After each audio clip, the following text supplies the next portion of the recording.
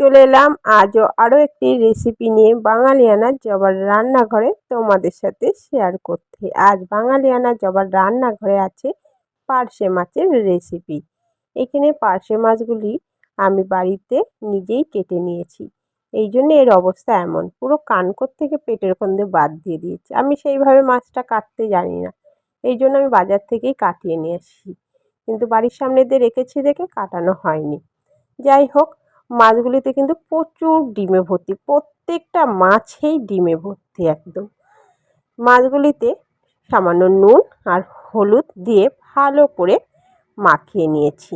নিয়ে গ্যাস ধরিয়ে গ্যাসে কড়াই বসিয়ে কড়াইতে দিয়ে দিলাম বেশ পরিমাণ মতো তেল। তেলটাকে ভালো করে গরম করে নিয়ে একে একে মাছগুলিকে দিয়ে এপিঠ ওপিঠ হালকা লাল লাল করে ভেজে তুলে নেব। পার্শে মাছ এমন একটি মাছ যে তেলে পড়লে কিন্তু বেশ শক্ত হয়ে যায়, আর পার্শে মাছে খুব বেশি কিন্তু কাঁটা থাকে না, বাচ্চাদের খেতে খুবই ভালো লাগে। তো আমি পার্শে মাছগুলিকে 3 বারে ভেজে তুলে নিয়েছি।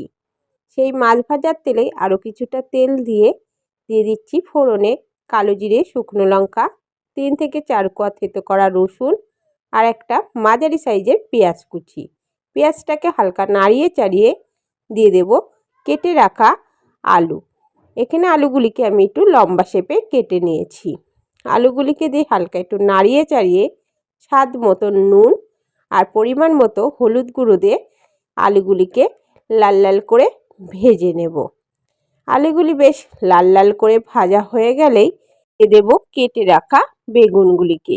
এখানে বেগুনগুলিও আমি কিন্তু একটু লম্বা শেপেই কেটে নিয়েছি। বেগুনটাকেও আলুর সাথে বেশ 2 মিনিট মতো কষিয়ে নেব। 2 মিনিট কষিয়ে নিয়ে পরিমাণ মতো জল দিয়ে ভালো করে আলু বেগুনের সাথে মিশিয়ে নিয়ে গোটা 3 লঙ্কা ফাটিয়ে দিয়ে কিছুটা ফ্রেশ ধনেপাতা দিয়ে ভালো করে মিশিয়ে ঢাকা দিয়ে দেব 7 থেকে 8 মিনিটের জন্য।